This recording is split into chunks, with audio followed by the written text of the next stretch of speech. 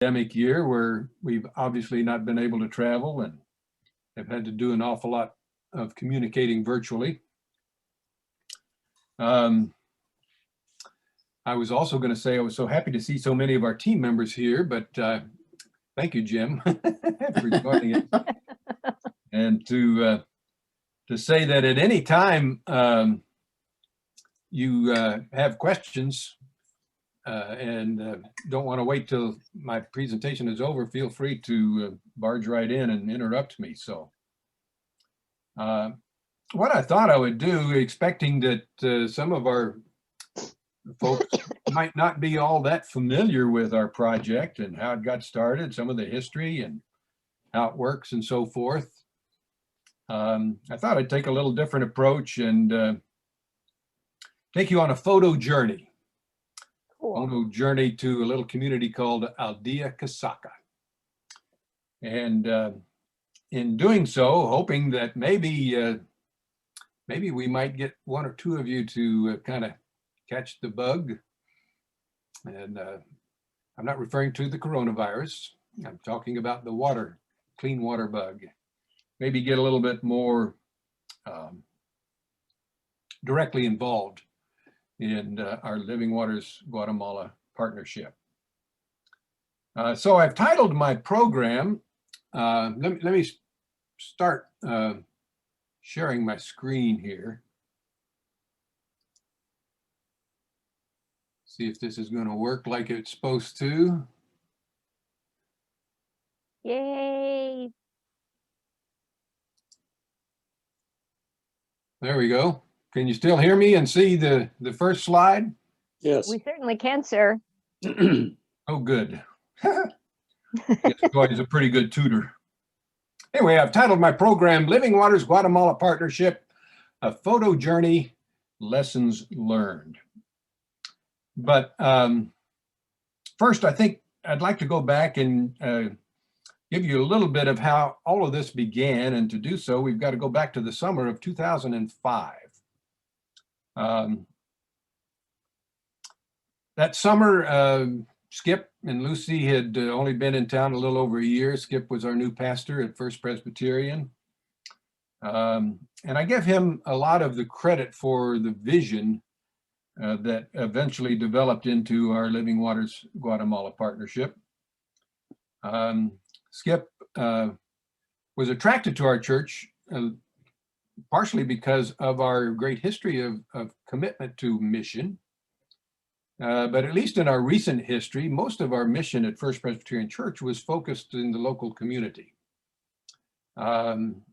We did some mighty great work in Elizabethtown and Hardin County, but weren't that much involved in missions very far outside of our local community. And Skip was encouraging us to broaden our horizons a little bit.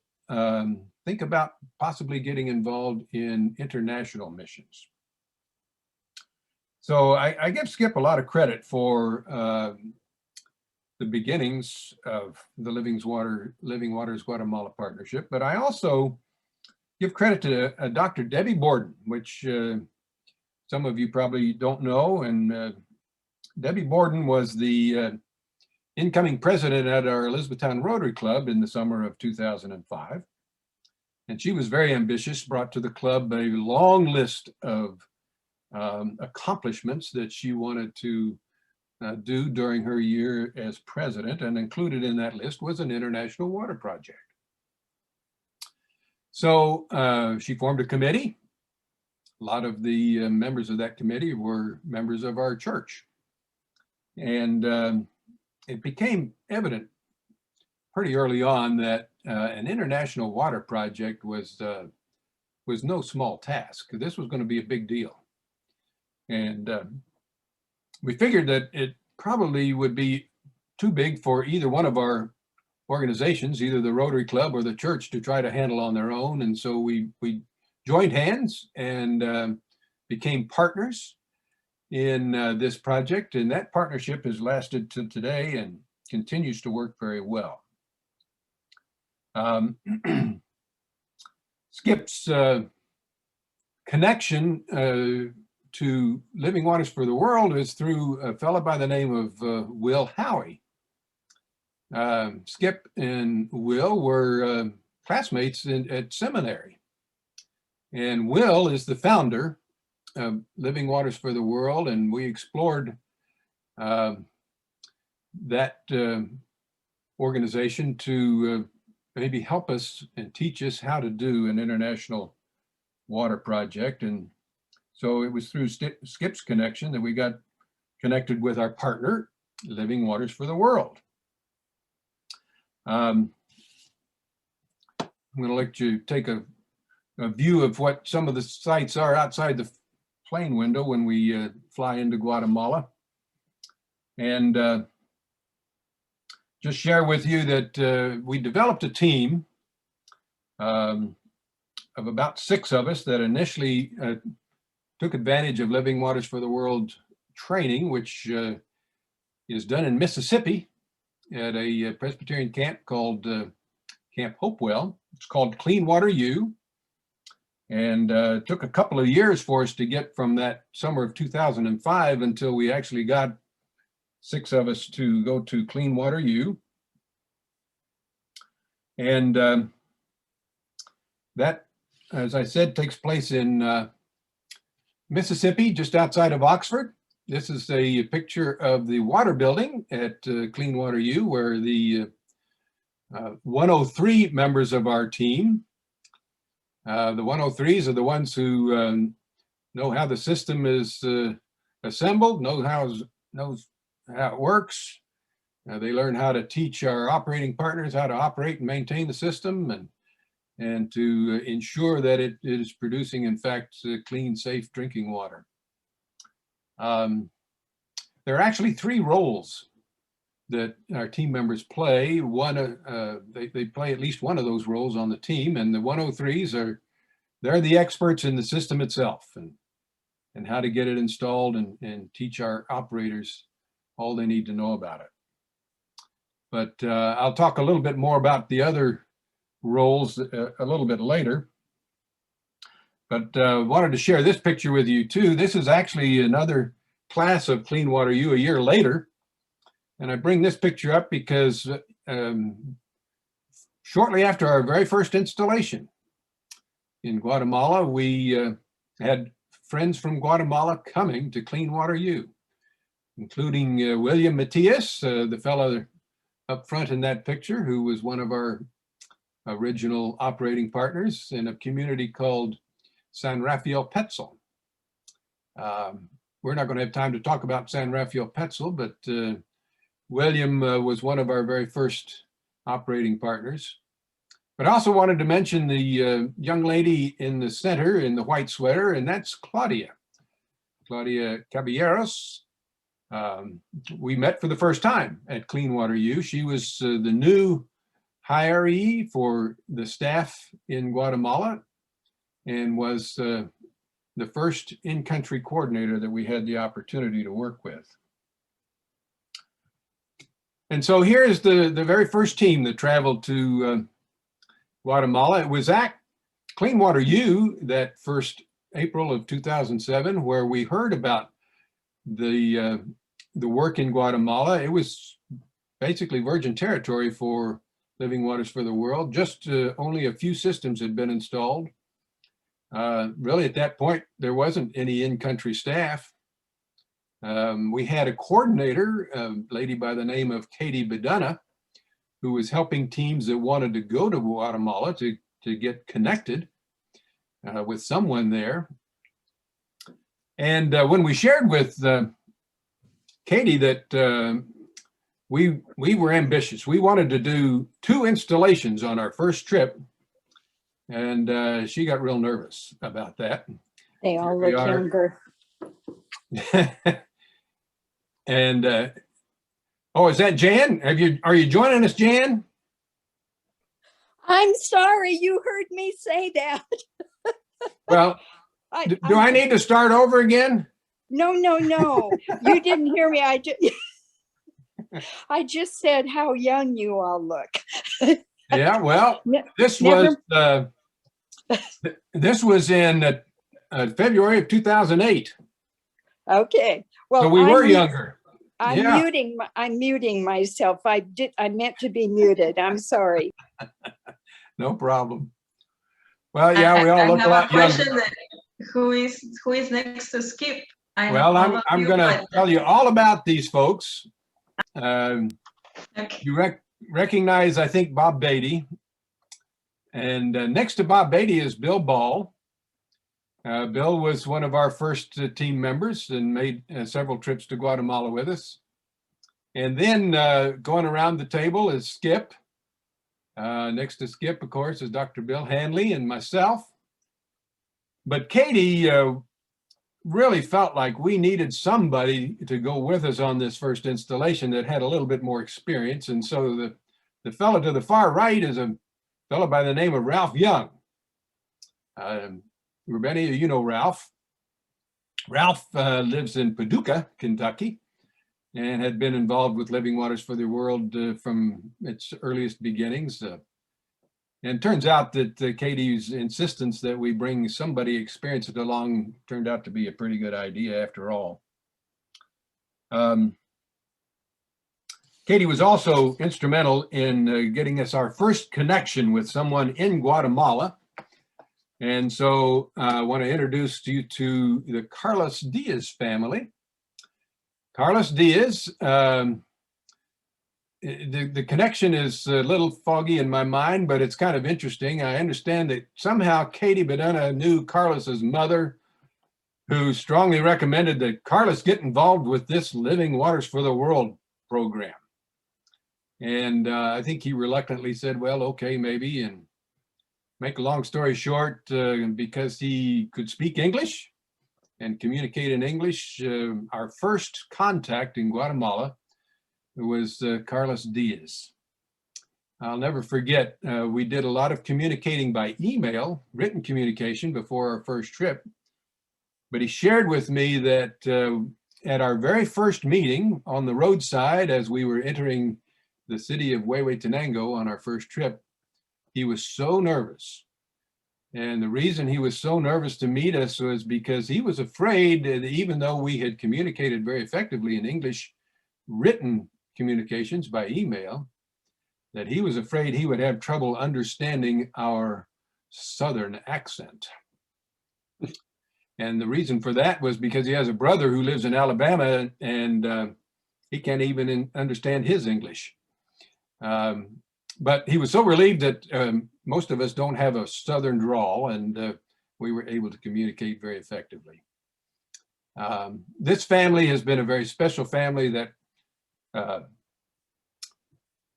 that we've gotten close to over the years, including the fact that the two boys, their twin sons, when I off the slide just said someday you'll need to come visit us in the States, took us up on that offer right away. And turns out they had plans to go visit their uncle in Alabama for a week during their break from school.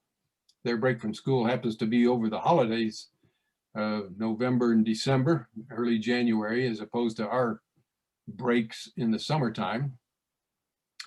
So we said, sure, come on up and spend a little time with us if you're in Alabama. They spent a week with their uncle in Alabama. He flew them up in his plane to Addington Field, and they spent 2 months with us, which turned out to be just a wonderful visit, and again, a connection and a relationship that we have cherished for many years. But Carlos is the one who got us started in the Department of Huehuetenango. This is in the city of Huehuetenango. And the first folks he connected us with were translators, which we very desperately needed since none of us on the team spoke Spanish. Carlos is a professor at the San Carlos University, the branch that is in Huehuetenango. He teaches agriculture and statistics. But it was through his connections that he was able to round up 2 translators The gentleman on the far left in the black is Johnny Martinez. And Johnny is another one of our amazing friends in Guatemala who has worked with our team since the very first trip we took in 2008. I'm going to talk a little bit more about Johnny's talents. He is very talented in many ways, but it was through his work with our team that he eventually got his foot in the door when Living Waters for the World was adding to their staff in Guatemala, and Johnny is now the in-country technician for Living Waters for the World in the Western region. So we rely on Johnny very heavily when we travel. On the far right is another amazing guy. I could talk all day about Akbe Amenes. But let me just say that Akbe was a tremendous help to us on this first visit. His talents lie in the fact that he speaks 4 languages very fluently, including his native dialect of Mom. Many of the communities up in the Department of Huehuetenango speak one of the over 20 Mayan dialects, and Mom is prevalent in the area that we travel. But in addition to Mom, he speaks, of course, Spanish, English fluently, and also French. Akbe, when we first met him, was a doctoral student at the University of Texas. He did eventually complete his doctor's degree in social anthropology. And because of that, after our first trip, he got so busy that he really wasn't able to serve as a translator for us in the future, but we've maintained contact with Akbe. He's an amazing guy that we value his friendship tremendously as well. Akbe has actually visited us in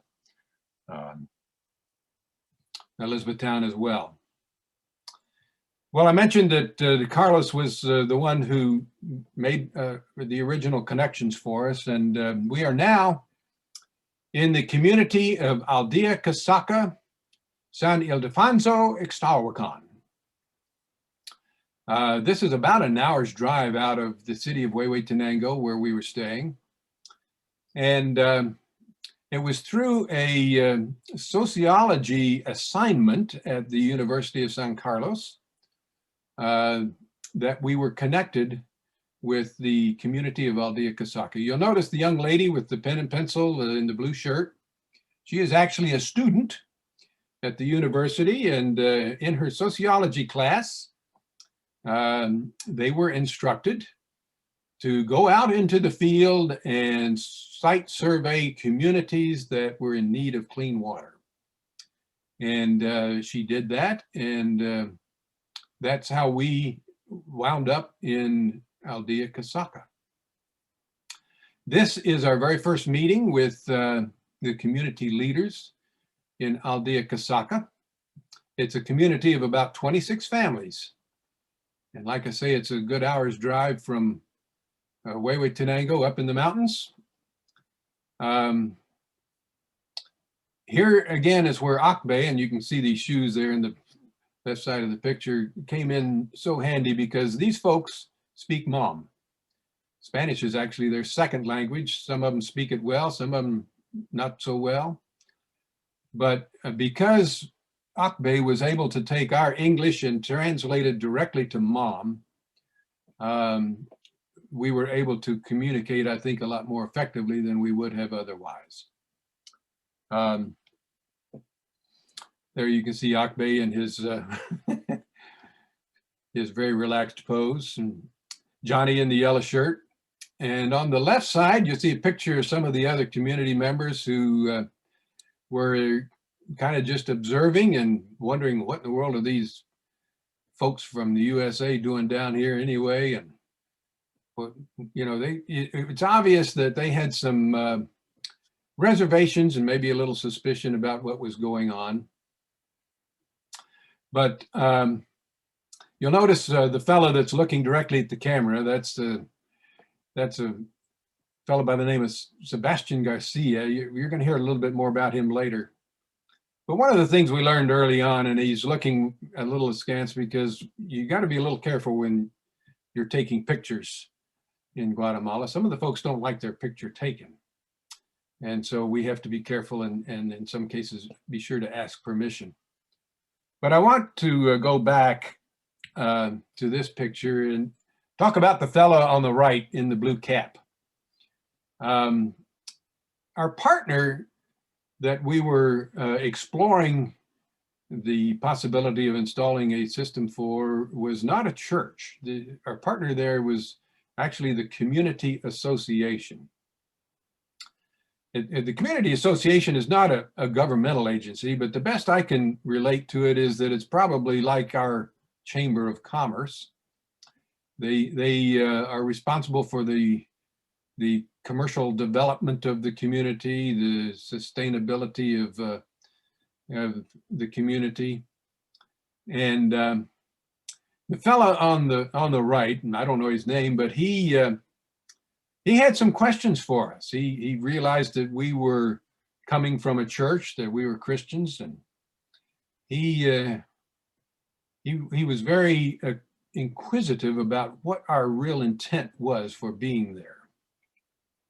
He wanted to make sure we realized that they don't necessarily believe the same things we believe. That if in fact we were there to evangelize and to try to convert them, that he maybe didn't come right out and say it, but maybe the suggestion was that that's probably not a good idea, probably not going to work if you're going to develop a relationship with us. And so there was a sense that I got anyway in all of the communication that there was some skepticism early on about who were we, what in the world were we doing there, and what's this Living Waters for the World thing all about. They, in the discussions, which all of this took place in just one afternoon, we talked about what the project was all about. We talked about how it works with our partners, who needs to do what, and went through what became really a very quick and maybe shortened version of what we should have done in the way of a covenant contract to spell out, what would happen next if in fact we continued with this project. They wanted to take us to the spring that services the 26 families in Aldea Casaca. This is where mostly the women and children come every day to gather water, which they have to take back to their homes, in some cases a pretty far distance away, over some pretty steep pathways, where hopefully they boil it before they drink it. But that means they also have to go out and gather the firewood to boil the water, to make it semi-safe to drink anyway. You'll notice the fellow in the black hat in the background. He was an interesting character, and he's actually, this spring I think is actually on his property. And he was going to donate a little piece of that property up the hillside to build the building that would house then the water system. And this was the water they wanted to use to be purified. We could have done a much better job, as we later learned, asked more questions, maybe found out a little bit more about why they wanted to use this water. But we were only going to be there for that one afternoon. And one of the questions we did ask was, okay, you're going to build a building. How long is that going to take? They said, oh, we can have this building done in 3 weeks. Well, we weren't going to be quite ready to come back that soon. And we were a little skeptical that 3 weeks was going to work. So we suggested that, well, how about if we come back in 6 weeks? Oh, no problem. We'll have everything ready. we'll be waiting for you. Some of those assumptions and answers will come back to bite us later, and you'll hear why shortly. 6 weeks later, we come back. This is the site just up the hill from that spring. And here's the building that was supposed to be all finished. And they're just now starting to put the roof rafters up. Of course, construction materials all around, scaffolding, homemade scaffolding still all inside the building, dirt floor, no doors, no windows, no roof. And we want to show you this lady right here. Turns out to be the wife of the fella who donated the property to put the building up. And we had given ourselves 4 days to install this system. And it was obvious that there's no way we're going to be able to start on day one if this is the way the building is. And so we, again, through Bay and communicated with this woman that, as nicely as we could anyway, that we fully expected the building to be ready. You said that you could have it in 3 weeks. We gave you 6 weeks. And here it is, no roof, no doors, scaffolding everywhere. There's no way we can start the installation today. We're only going to be here 4 days, and it takes every bit of that time. We got the point across, I think, that unless we could actually start installing the system the next morning, that we might as well just turn around and go home. And once that was communicated to this lady, the expression on her face was priceless. She started screaming instructions to the guys up on the roof. They started getting real active, and it was obvious that she was in charge. And she let us know that you come back tomorrow and it'll be ready. So we were a little skeptical, but we went back to our hotel, an hour's commute back to Huehuetenango, and waited for tomorrow. And sure enough, we get back the next morning. The scaffolding's gone, the roof is up. Still no doors and windows, but at least they had cleared out all of the construction materials. The dirt floor was leveled, and we could get started. Many of you have seen this picture many times, and it's one of my favorites.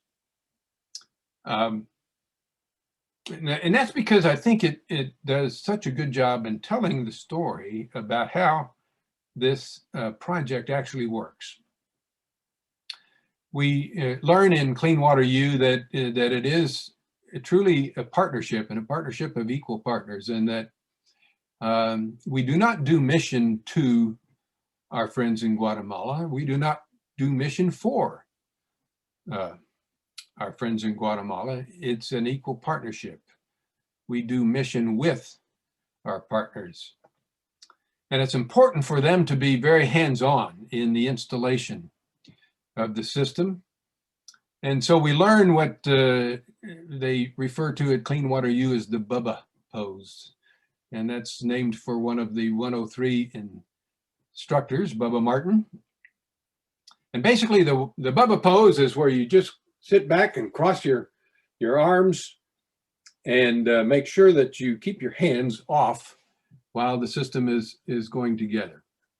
So here you have our lead operator, who happens to be the woman with the book. I believe her name is Julia. You have her assistant operators there that are actually putting the system together. Johnny's in the yellow shirt, and Bob's just making sure that they don't make any big mistakes, and he's teaching as the system goes together, explaining how each of the parts plays its part in purifying the water that will eventually be going through the system.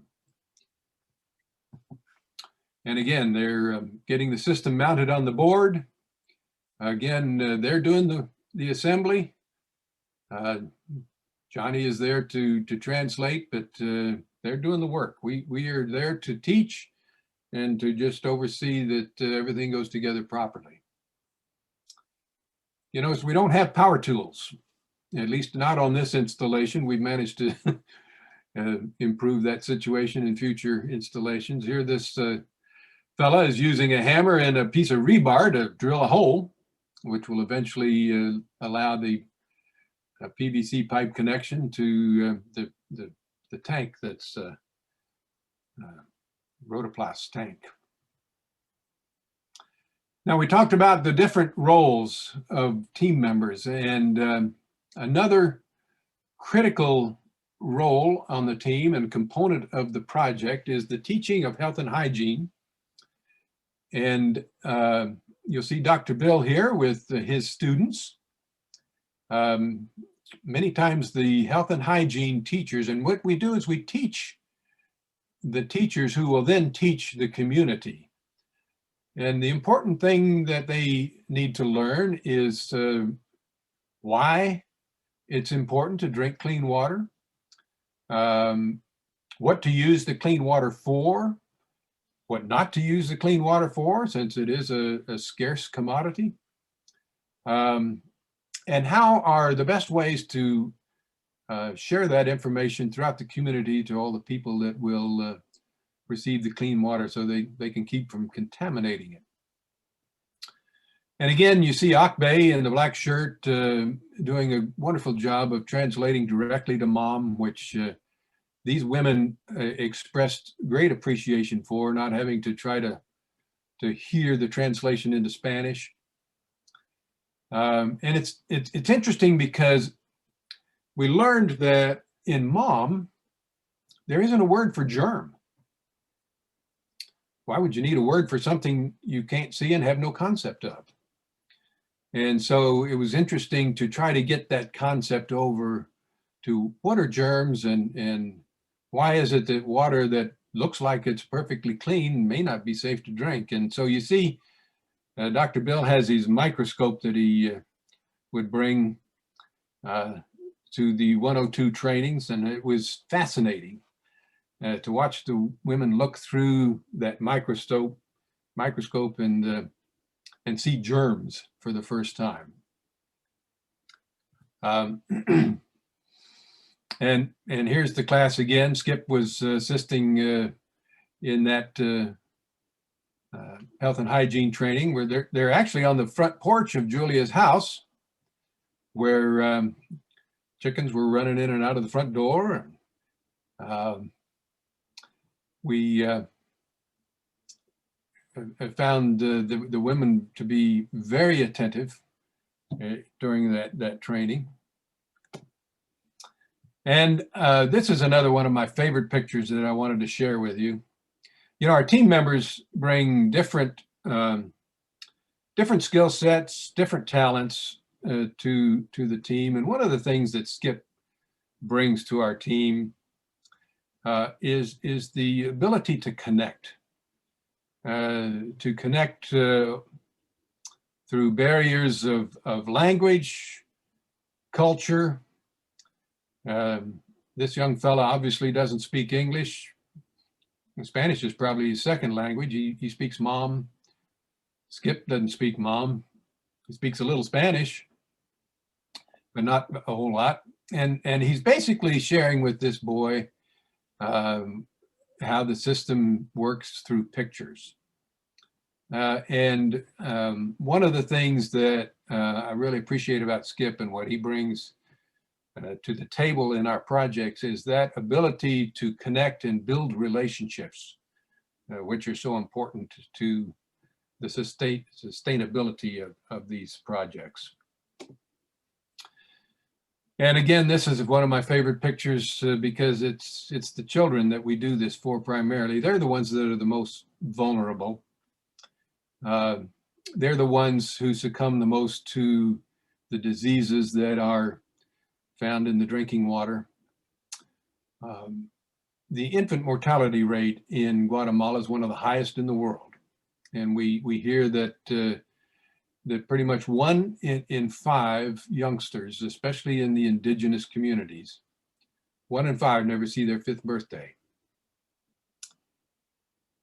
And that gets me every time I say that. But hopefully that's not the case for this young lady.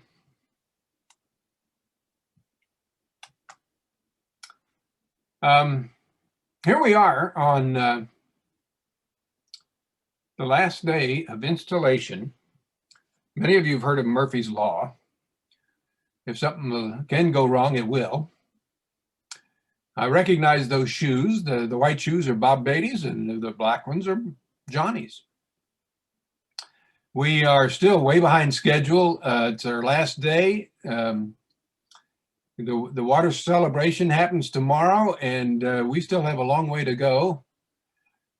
I mentioned that we may have taken some shortcuts and maybe made some assumptions early on in our conversations with our partner. We learned that in addition to that spring down the hillside, that there was another possibility for the water source, and that was a pipe, PVC pipe running through the community that was flowing from a spring up the mountainside. We learned that this was their community water system. And because that was just running right by the building and would prevent us from having to pump water up the hill from the spring, we said, well, hey, why don't we just use this source? They explained that, well, it's a community water system. They'd have to get permission from all of the communities that it serviced, which was about 9 going down the hillside. And we talked them into getting that permission. Yeah, get that permission. Let's hook up to this. It'd be a lot easier. So they did. They asked for permission. They said they got it.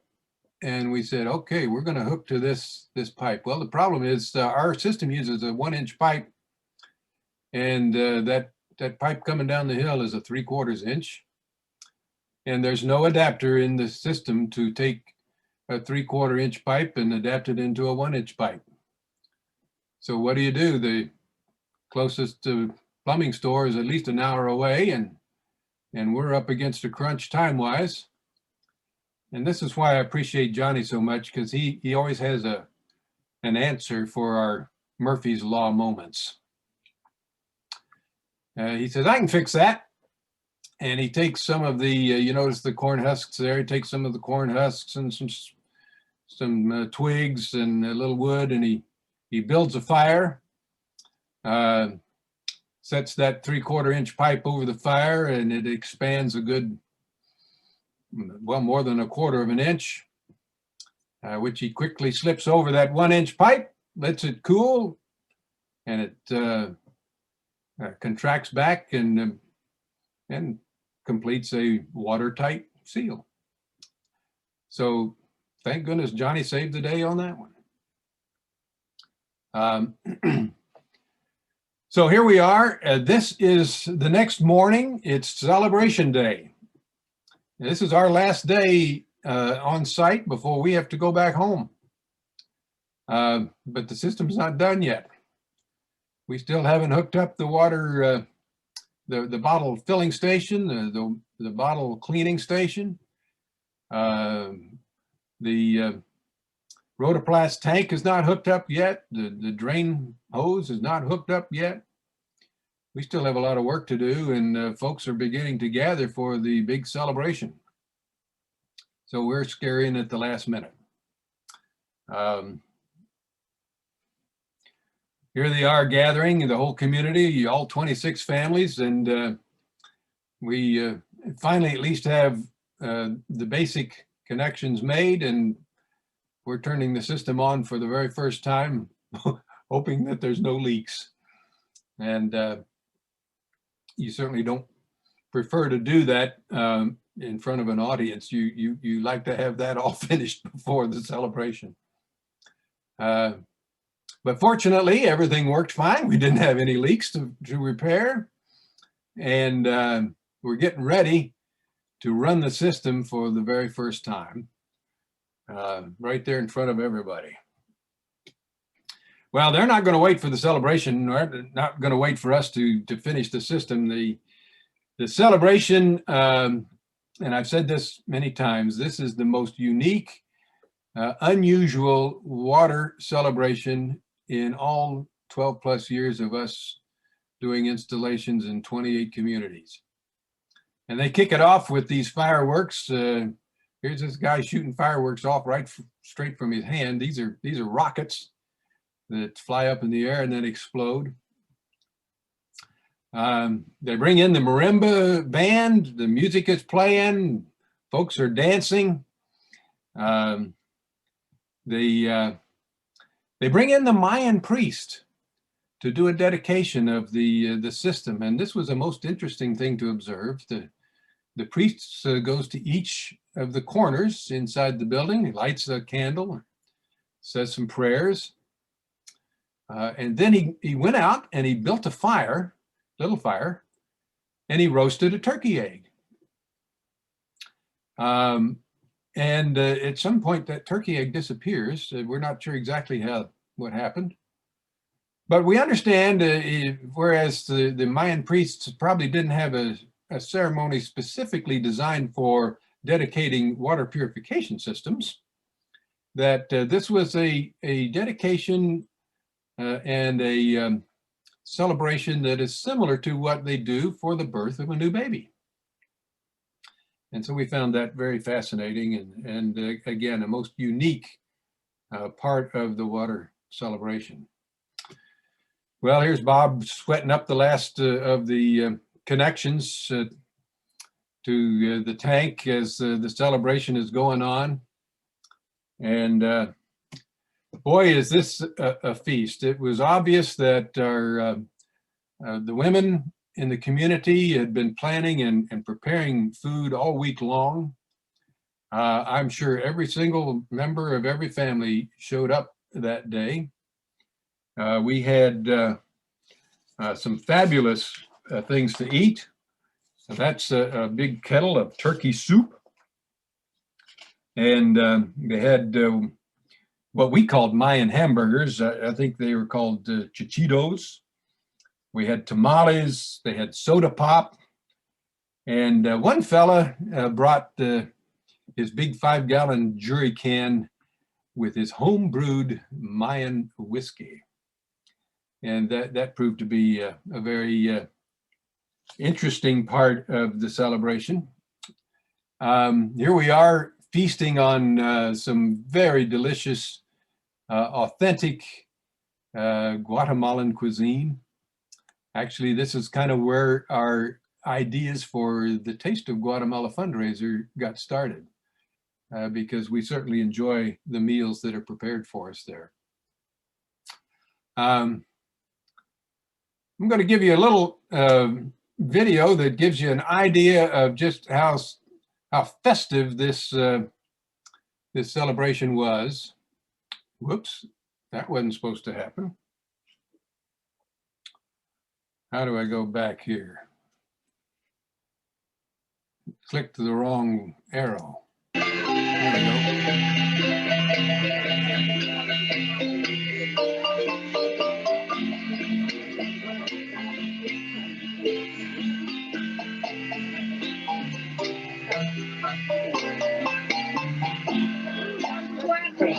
we go.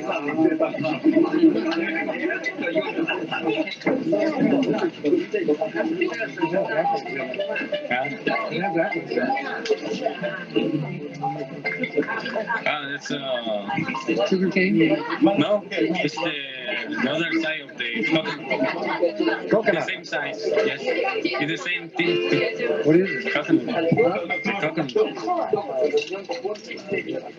Oh, coconut. Yeah.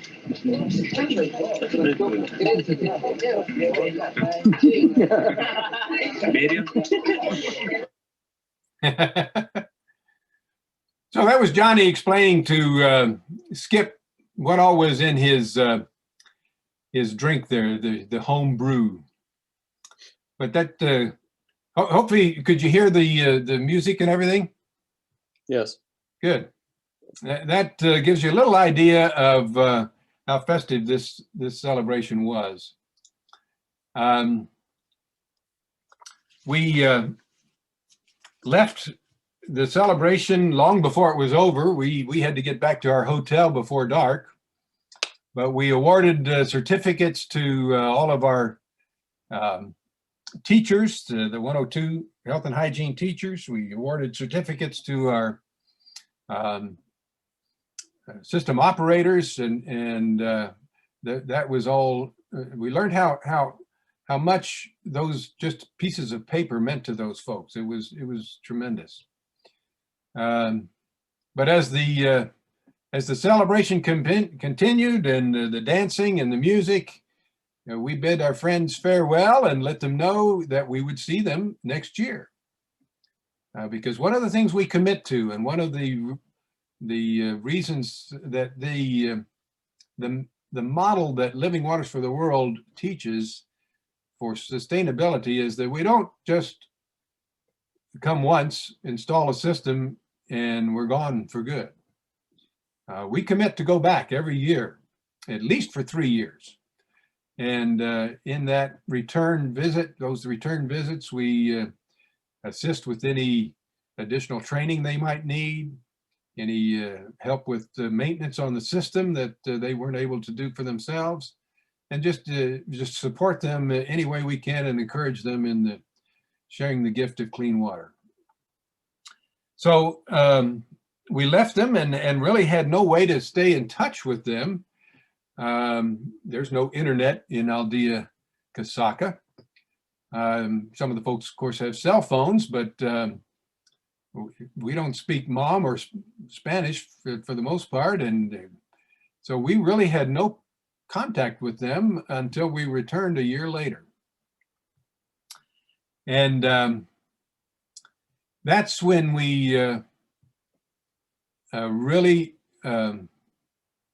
we had a surprise, a very big disappointment, in fact.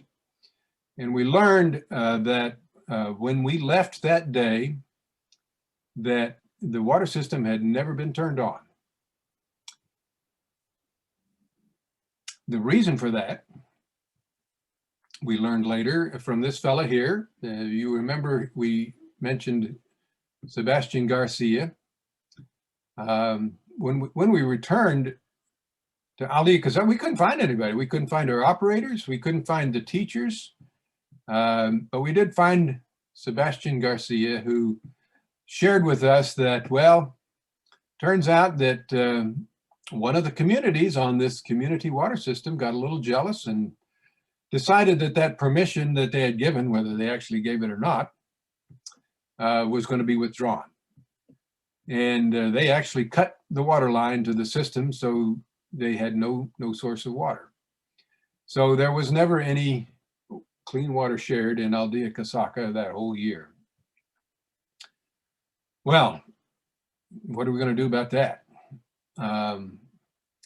We explored all kinds of possibilities, but Sebastian Garcia suggested I have a good solution.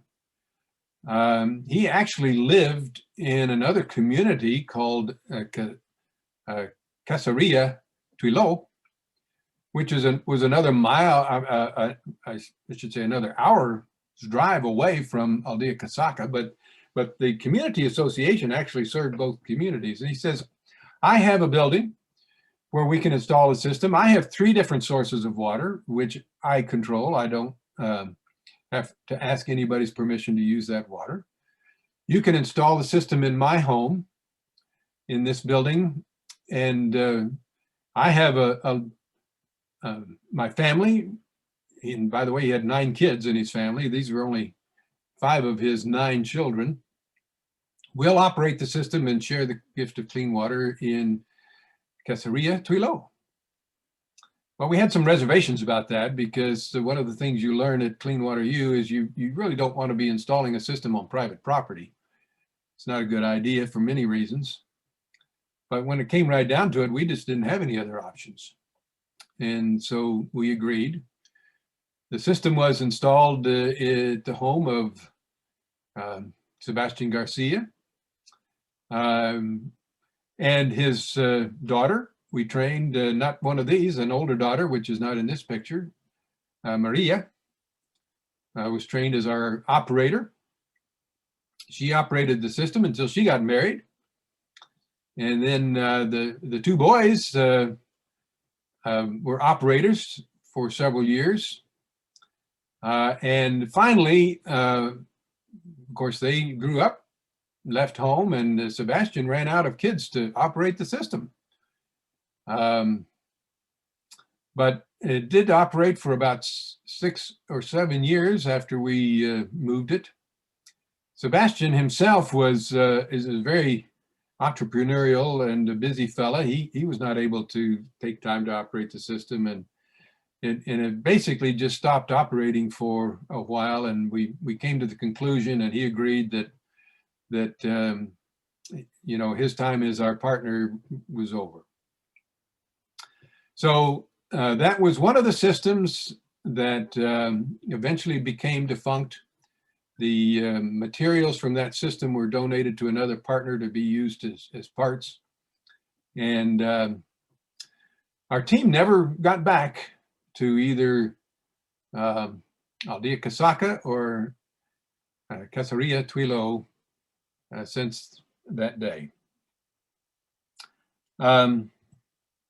We learned a lot of lessons at Aldea Casaca and in that installation, and I want to share some of those with you. We're taught, of course, at Clean Water U the importance of partnership, and that each partner is an equal partner and brings critical components to this project. And we learn that every time we go. But we also learned a lot about communication, effective communication. And one of the things we learned is it's best not to ask questions that can be answered just yes or no. You want to explore every area with a lot of different questions that they can answer in ways different from yes and no. And it's also, we learned how important it is to listen. Listen and respect what they have to say, because our ideas are not always the best ideas. And we get reminded of that every time we go. They know their community a whole lot better than we do. And if they've got a good idea, then we better listen and be respectful of that idea. And how important it is to be understanding, and even with the best translators, and we got the best, there's always something lost in translation, especially when there's no word in mom for germ. It's fascinating to see and hear our translators work. We learn respect, and one of the things that we learned early on is maybe our partners don't have a lot of formal education, but they certainly don't lack intelligence. And it never ceases to amaze me how quickly they learn how the system works, how to operate it. You don't have to tell them twice. The same with our teachers in health and hygiene training. It amazes me how quickly they pick up the material and are able to put it to use right away. We learn flexibility. We always say our mantra is just to be flexible, to be adaptable, because things aren't always going to go as planned, and we've got to be prepared for alternate options. And over the years, and this takes time, but we learn trust. And of course, that trust goes two ways. And over the years, I think our team has gained the trust of our partners, and we have certainly gained their trust because we know that they're always going out of their way to make sure we're safe and very well cared for while we're there. And me especially, I especially have learned humility, I think. We may think we are ultimately in control, but we're not. We're not the one in control. Simplicity is another lesson that never ceases to amaze me. You know, happiness is not dependent on wealth or possessions, and we have met some of the happiest people in the world who virtually have nothing, and yet they're very happy people. We learn true hospitality. Our friends in Guatemala are always sharing the very best they have with us. Some of the feasts they put on the table before us, we actually have a bit of a dilemma, because we know that these are not the meals that they feed their family every day. And they're bringing out the very best for us. And of course, we're very grateful, but also a little guilty, feeling a little guilty because we tell them we don't need a lot. We don't need fancy food. We're very comfortable with whatever they feed themselves. And yet they are always sharing the best with us. And of course, the importance of connection. And that was never so important because of the lack of it with our community in Aldea Casaca. It's so important to stay connected, keep the lines of communication going both ways, and because things happen, and we need to be available if they need us, and we like to hear from them how things are going on their end as well. So these are some of the things that we learned in this installation, and that we continue to learn every time we go.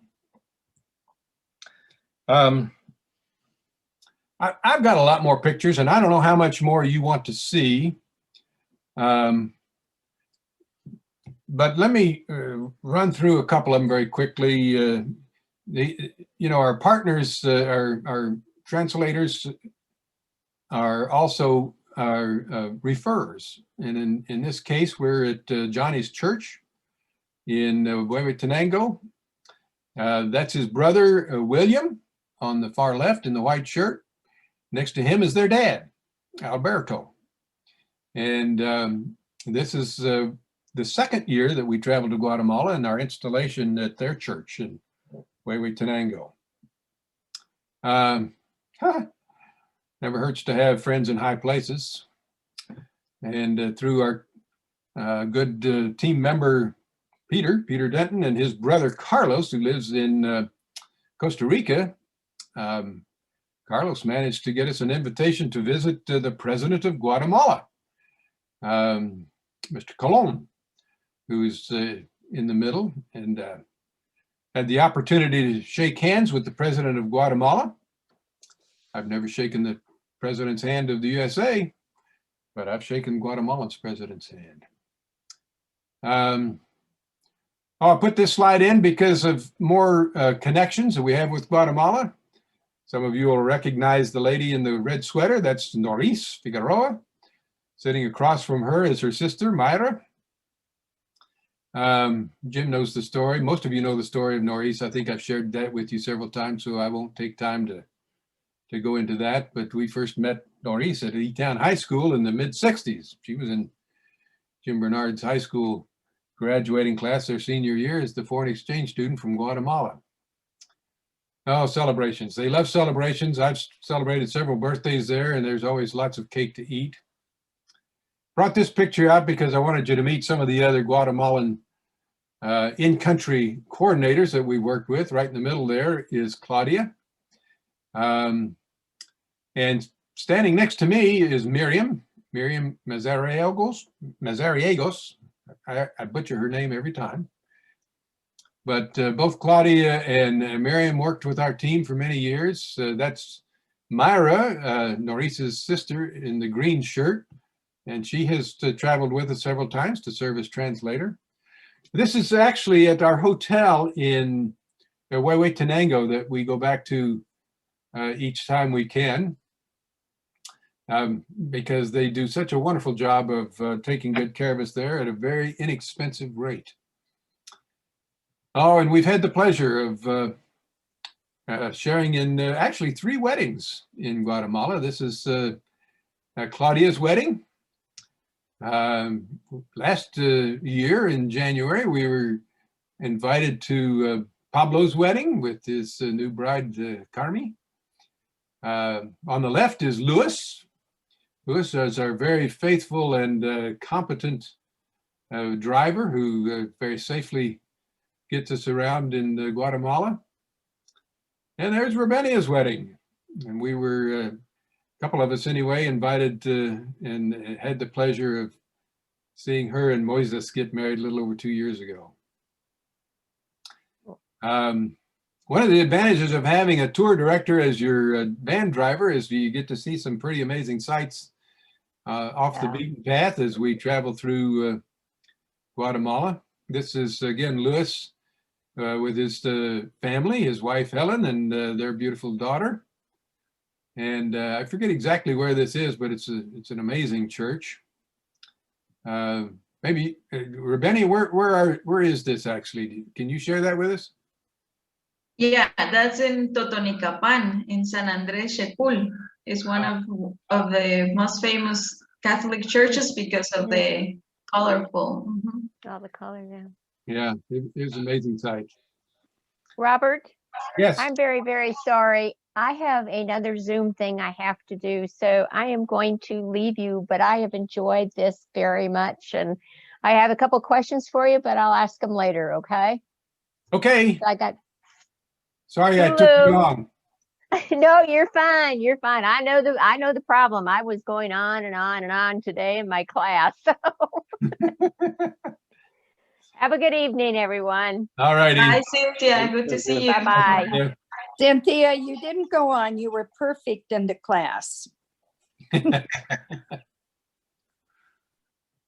Well, I realize I've gone way over the 30 minutes I said it would take, and I tend to do that, but I'll just show you a few more pictures. This is, you know, we say that all work and no fun, all, you know, makes Bill a dull boy. Well, here's Bill up on the top of a volcano, active volcano, by the way, which we had an opportunity to hike up on one of our trips. We love to spend our money in the marketplace. Here's Henry buying some of the garments on the street markets. But I wanted to talk a little bit about our amazing partner in Hoja Blanca. And again, I know I'm preaching to the choir, and most of you, I think all of you were with us Sunday, and you heard a little bit more about what they've been doing. So I'll just very quickly share with you that they have far exceeded our expectations. They celebrated their second anniversary as a partner just this past Sunday. We were able to connect with them, and they joined us for our worship service Sunday. And that was just a special occasion for me and I know our team members, and hopefully for you as well. They deliver their water, and they produce 140 gallons every day, which is far more than what we ever expected. It's far more than most of our partners do in a week, and in some cases in even a month. And they're delivering water to communities all around Hoja Blanca in this Toyota pickup with a big loudspeaker tied to the roof, and they play Christian music as they are entering each community to announce clean water for all God's children. It's amazing how much they can load in the back of a little Toyota pickup truck and haul away to, especially when you consider the roads they have to travel.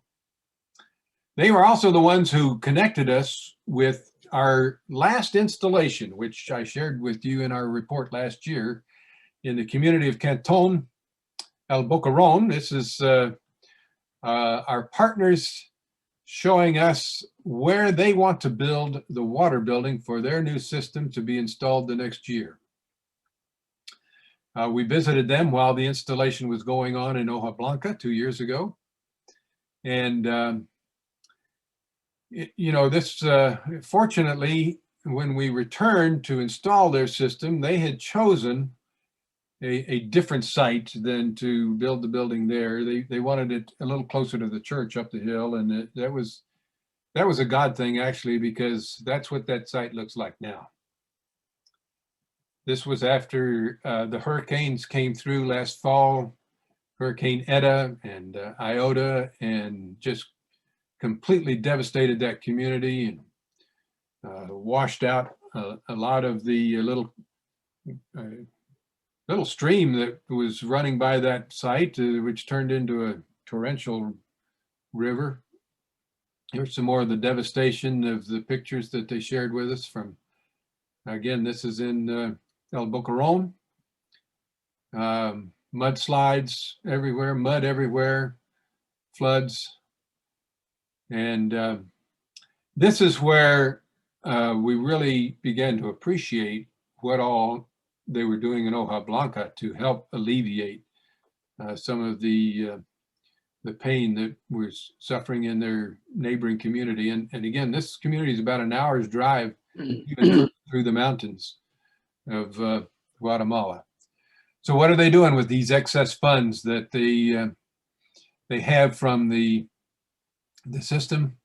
Well, in this case, they're bringing clothes, jackets, blankets, food, clean water, staples to the community and to the families who, in some cases, just lost everything.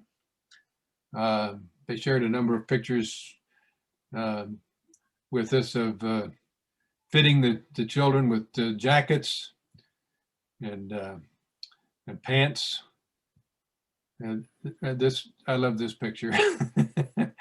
This little fella kills me. But here it is, our partners that they're doing so much more than just sharing the gift of clean water. They are certainly sharing the love of God through all of the needs in their surrounding communities.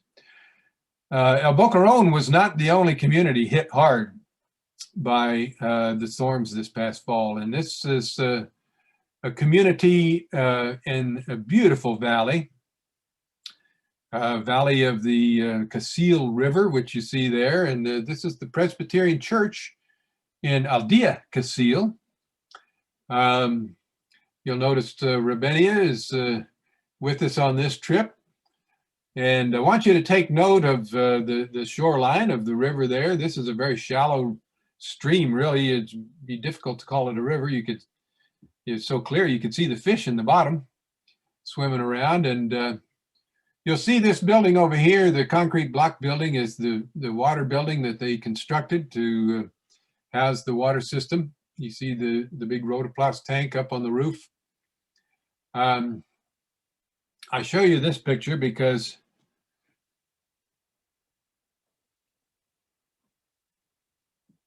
here's what it looks like now, or at least it did a few months ago. You notice the water building is completely gone.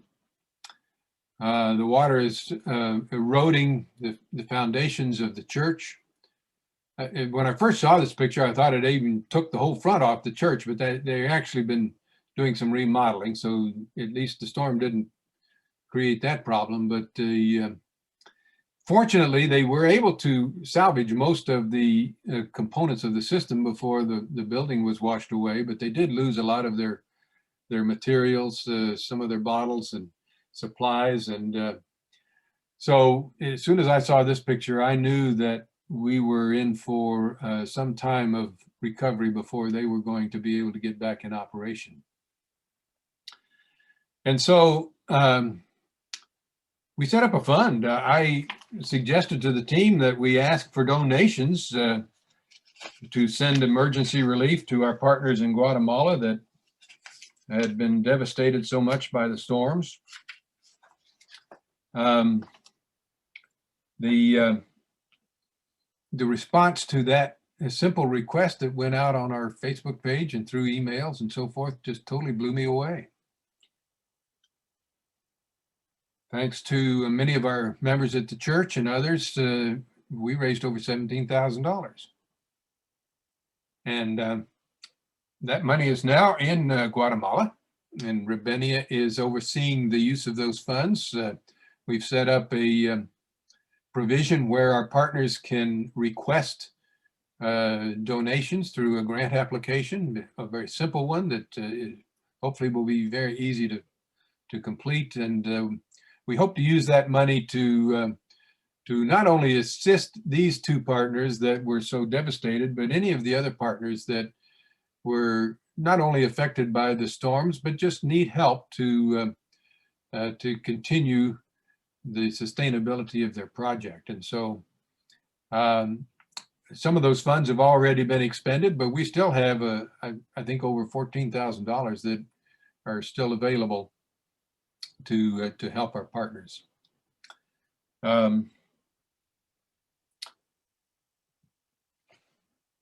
This is my next to last slide. This is our newest partner. We visited last January, a year ago, a community in Sipacapa, Aldea Po, Sipacapa. They were expecting our return this past May to install their system. But of course that didn't happen, and they weren't quite ready for us anyway, because they continually dug dry holes. This is a well they were digging for water for the system. And at the bottom of this, this hand-dug well, probably 50, 75 feet down, is a fella down there filling a bucket of dirt to be hauled up from the bottom. It's amazing how they dig these wells by hand, and how so perfectly circular and symmetrical they are. It's obviously a skill that requires a lot of skill. So anyway, this hopefully we will get back to Aldea Po, Sipacapa, as soon as it's safe to travel.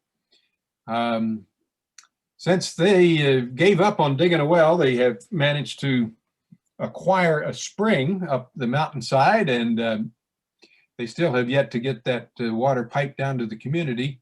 But as soon as they do, hopefully they'll be ready for us and we can get there to install their system.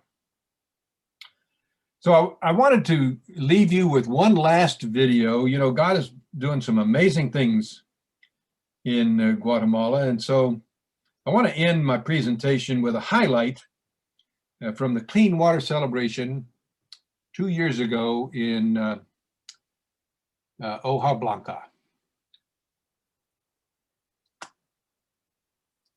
O Lord my God, when I in awesome wonder el firmamento y las estrellas vi, consider all the works thy hands have made. Al oír tu voz en los potentes truenos, I see the stars, I hear the rolling thunder, y ver brillar el sol en su cenit. Thou wilt display how God, how great thou art. Mi corazón, then sings my soul, entona la canción. Oh, my heart to thee, cuán grande sé, how great thou art, cuán grande sé, how great thou art. Mi corazón, then sings my soul, entona la canción. I say, good God, to thee, cuán grande sea, cuán grande sea, mi corazón entona la canción. Cuán grande sea, cuán grande sea, mi corazón entona la canción. Cuán grande sea, cuán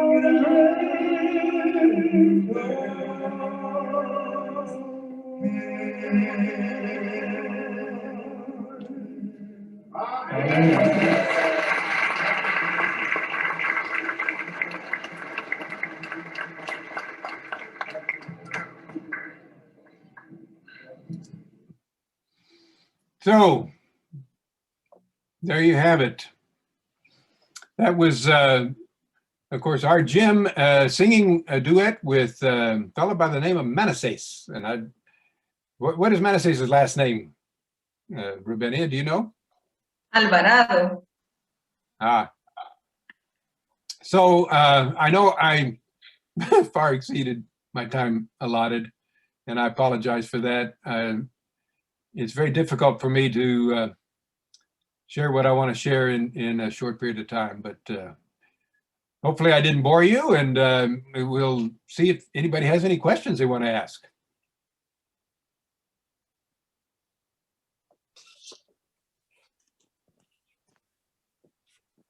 Tell us about the other 24 installations. Well, how long do you want to hang on? Well, I'll just say that everyone is special in its own way. We say that we will come back and see you every year for at least 3 years, and we've done that. But we, in most cases, far exceeded that, because when we get to the end of the 3 years, we sit down with our partners and we ask them, we have hopefully completed all of the things we agreed to do in the covenant. They have completed all the things that they agreed to do in the covenant. And so we ask them, do you want to maintain this relationship? Or do you want us to go our separate ways? You're doing a great job. It's obvious that you're pretty self-sustainable. And so, if you would prefer not to see us again, that's perfectly okay with us. But nobody said they wanted to sever the relationship. So for the longest time, we continued to go back and visit every one of our partners every year. It got to the point, though, where we couldn't do that when we had so many. And so for many of our partners who are doing such a great job without our help, we've said to them that, well, maybe we won't get back every year, but we'll certainly get back as often as we can. And so that's kind of where we are now. And because we are not able to travel as much as we used to go sometimes 2-3 times a year. And the team's just not up to that anymore unless we do some rebuilding. We are probably at the point where we'll only get there once, maybe twice a year now. And that means that we can't visit everybody every time we go.